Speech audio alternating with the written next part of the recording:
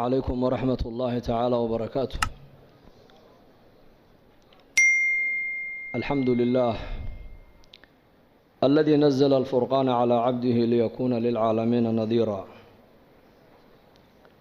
وأشهد أن لا إله إلا الله وحده لا شريك له، وأشهد أن سيدنا ونبينا محمدا صلى الله عليه وسلم عبده ورسوله وصفيه وخليله المبعوث رحمة للعالمين بين يدي الساعة بشيرا ونذيرا وداعيا إلى الله بإذنه وسراجا منيرا.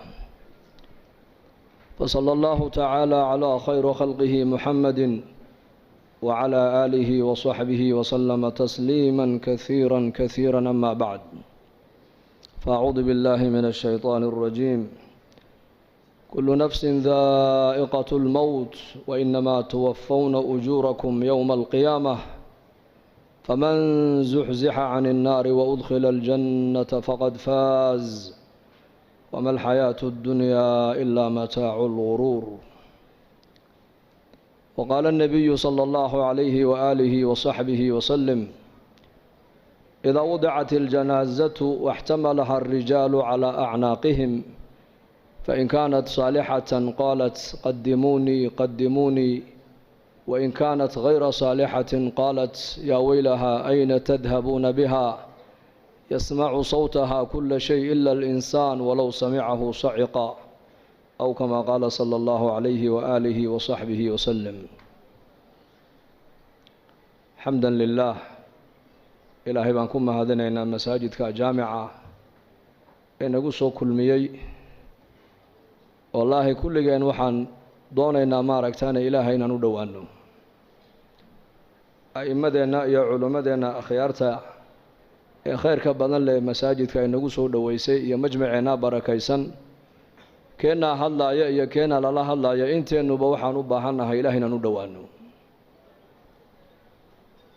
inaan ilaahay u dhowaano, oon aakhiradeenna u diyaar garowno, oo adduunyadan aan ka qaadanna diin waxaan ahay ninka ka qaata u khasaaray. nolosha adduunyadu way bilaabantaa wayna dhammaataa. ilma dhashay haddaad maqasho noloshii adduunyada ayaa u bilaabatay. hebelow dhintay haddaad maqashona noloshii adduunyada ayaa ka dhammaatay. aakhiraduna way bilaabantaayo iyadu dhammaad ma leh. haddaad maqasho hebelow dhintay noloshii adduunyada ayaa ka dhammaatay, aakhiradii weyninka badnayd baana u bilaabantay. hebel baa go-ay. innaku markaan maqallo markaaba waxaa la isweydiiyaa daday adduunye muxuu ka tegey?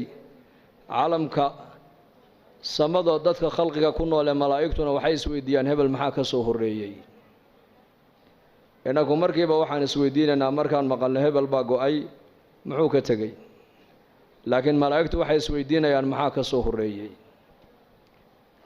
nebigeennu calayhi salaatu wasalaam waa kay noo sheegee lahaa, meydka marka la qaadaayo buu nebigu yidhi degta la saarto ee nacashka la saaro, naftaa la sii waday hadday ahayd naf wanaagsan oo ilaahay taqaana oo adduunka dusheeda ilaahay amarkiisa qaadatay hadday ahaydna waxay leedahay anuwan liibaanay horay ii geeya bay leedahay, qabrigayga horay ii dhiga.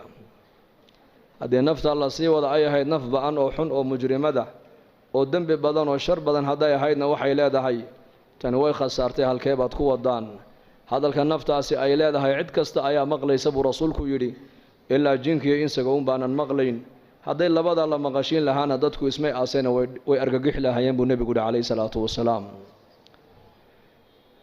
maanta waa adduunya, berri waa aakhiro weeyaan. maalin buu nebigu arkay saxaabadiisa iyagoo meel fadhiya oo sheekaysanaya, laanna saxaabadu bashar bay haayeen. cabdilaahi bni cumar bnukhadaab baa lagu yidhi, asxaabta nebi maxamed may qusli jireen? haa, way qusli jireen buu yidhi, laakiin iimaanka qalbigooga ku jira ayaa buuraha ka weynaa buu yidhi. malaa'ig may ahayna bashar bay ahaayeen, sida innaku aan u shaqaysanay u shaqaysanayeen, sida innaku reere iyo ubad aan u leenahay si ka badan bay u lahaayeen, laakiin qulubtooda waxaa ku weynayd ilaahay baa ku weynaa, diinta ayaa ku weynayd, aakhirada ayaa ku weynayd.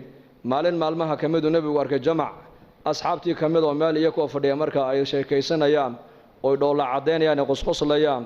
markaabuu nebigu ku yidhi, low aghartum dikra haadimi ladaat la shaqalakum cama araakum canhu, yacni almowt.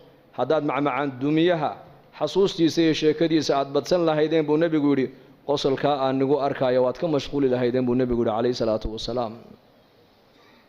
haddii asxaabtii nebi maxamed ay u baahdeen mar walba inuu nebigu dul joogo uu ilaahay xasuusiyo uu dhimashada xasuusiyo uu aakhirada xasuusiyo innakoo maanta zamankan joogna zaman alfitan zaman fitanta iyo mashaakilka ay bateen iyo fasaadku meel walba uu yaallana inteen uga baahi badannahay asxaabtii nebi maxamed in mar walba layna xasuusiyo ilaahay la kulankiisa aakhire inay jirto in lagu xasuusiyo inuu qabri kaa dambeeyo in lagu xasuusiyo waa arrin lagama maarmaan oo kulligan aan u wada baahannahay.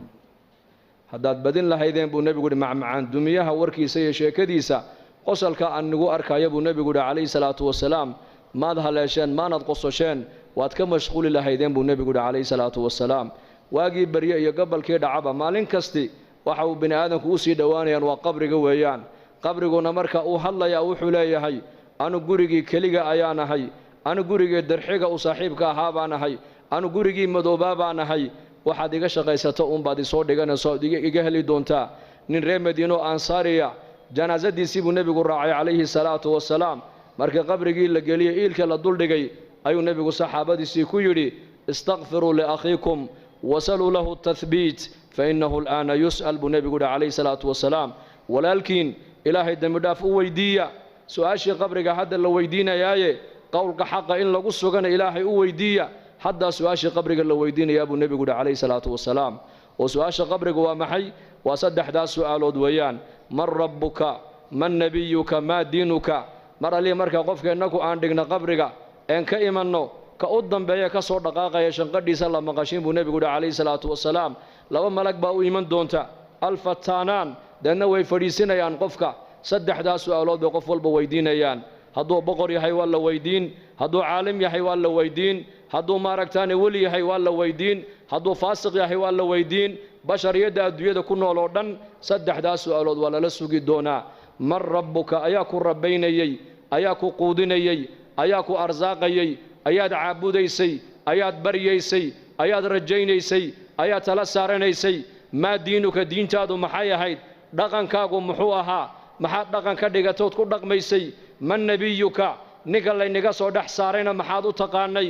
marka qofkii muuminka adduunyada dusheeda ilaahay garanayay ee iimaanka qabay, ilaahay baa yidhi yuthabbitu allahu aladiina aamanuu bilqowli athaabiti fi lxayaati addunya wa fi alaakhira wa yowma yaquumu alashhaad. ilaahay tabaaraka wa tacaala qofka muuminka iimaanka qaba saddexdaas su'aalood ee qabriga qof walba lagu weydiinayo ilaahay baa qofka muuminka ku sigi doona oo ilaahay baa jawaabta haleeshiin doona. walaalayaal, ilaahayna haynagu sugo, allah haynagu sugo, allahana inoo dhib yareeyo. saddexdaas su'aalood baan qof kasta la weydiin doonaa. marka muuminkii adduunyada dusheeda ilaahay kaga baqayay, ilaahay maad arkin laakiin rumee